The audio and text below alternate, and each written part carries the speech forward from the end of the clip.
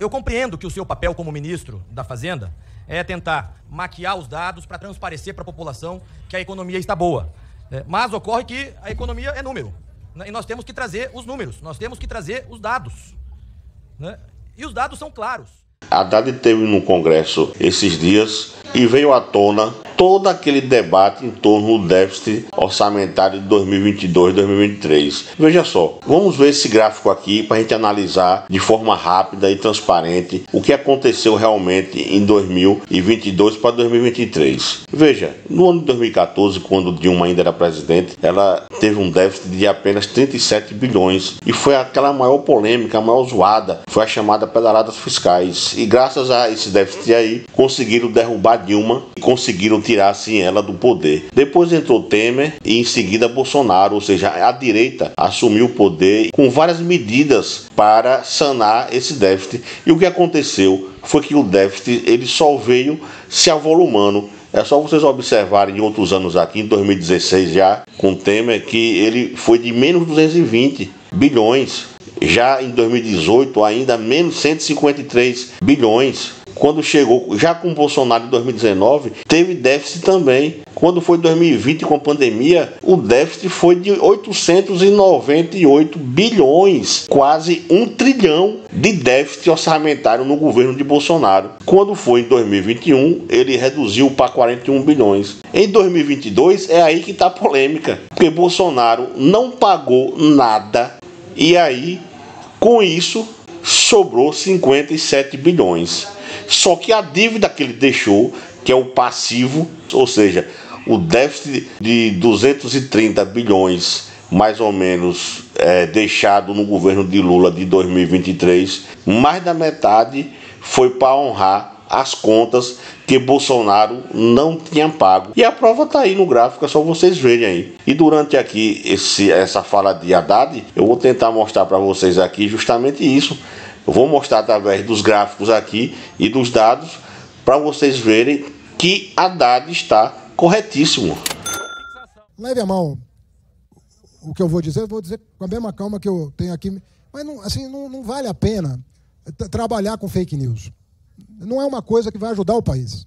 Eu vou dar um exemplo para o senhor. O senhor está colocando na conta deste governo, o pagamento do calote de precatórios do governo anterior. Quando a gente paga um calote do governo anterior, se o senhor colocar isso na conta do presidente Lula, que nunca deu calote, só teve 2 presidentes que deram calote desde a redemocratização, o Collor e o Bolsonaro. O Collor deu um calote, quase destruiu aí parte da economia brasileira, e o Bolsonaro deu calote. Aí vem um presidente, paga o calote. Ah, olha o déficit que o presidente Lula fez. Esse déficit, deputado, não é nosso. O filho é teu, tem que assumir. Tem paternidade isso aqui. Faz um exame de DNA, que você vai saber que o calote, quem que deu o calote. Então...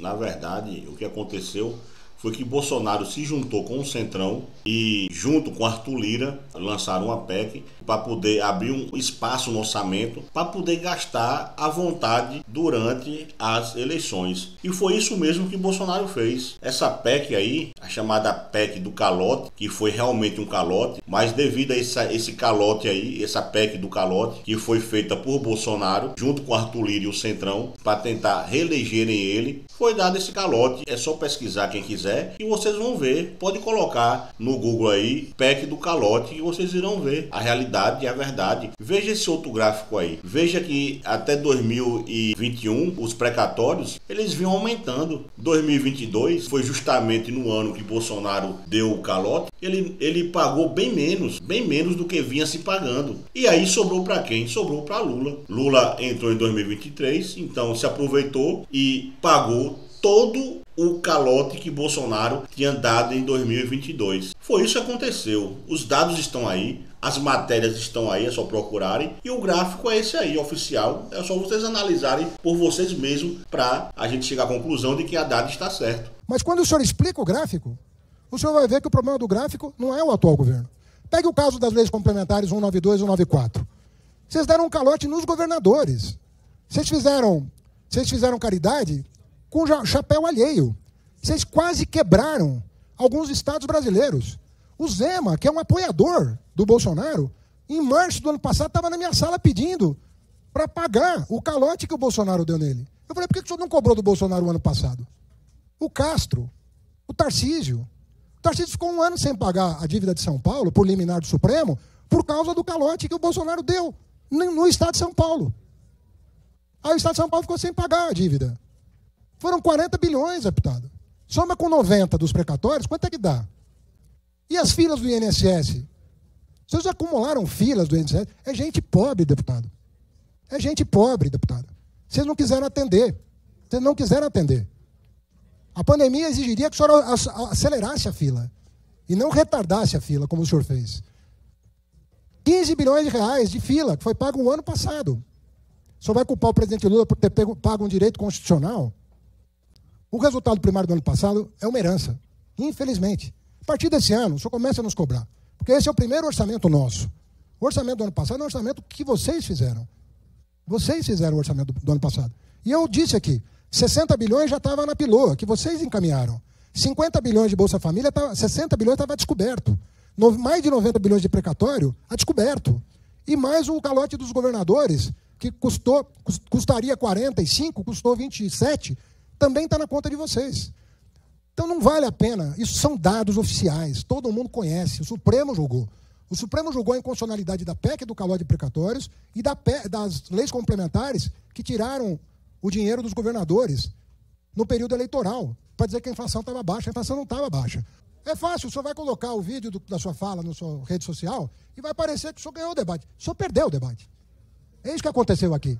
Os dados que o senhor trouxe para cá estão equivocados, porque nós pagamos o calote que foi dado em governadores e nos credores do Estado. Estou falando de mais de 130 bilhões de calote que nós pagamos. Então o senhor vai botar na conta do presidente Lula? Fica fácil assim fazer superávit. Nós não vendemos patrimônio na Bacia das Almas, não fizemos isso, né? Canibalizando a Petrobras, fazendo uma lei absurda de privatização da Eletrobras, absurda, sob qualquer parâmetro, absurda. Não fizemos isso.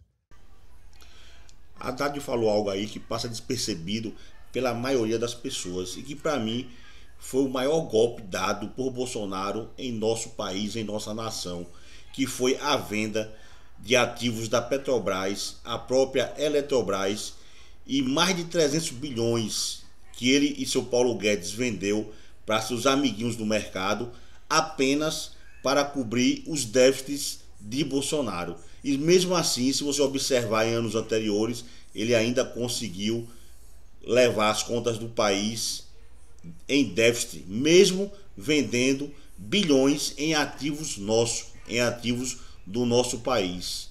Isso aí eles não falam, isso aí eles não contam e nem a mídia fala também, porque todos se aproveitaram. Todos os amiguinhos de Paulo Guedes se aproveitaram e compraram empresas lucrativas e maravilhosas e incorporaram a seus ativos. E o PT, em todo o tempo que ficou no governo, desde Lula lá atrás e Dilma, não precisaram vender nada de nosso patrimônio para fechar as contas. E Bolsonaro, todos os anos, vendeu bilhões de ativos nossos da Petrobras apenas para fechar as contas e não fecharam. Ainda produziram esse superávit fake do qual nós estamos falando.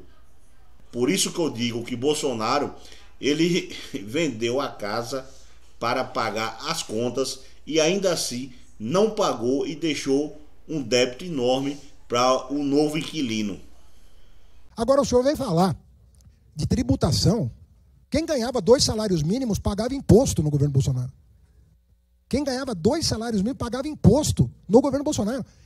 E os amigos que tinham fundo offshore e fundo fechado, esse sim, amigos dos senhores, não pagavam nada.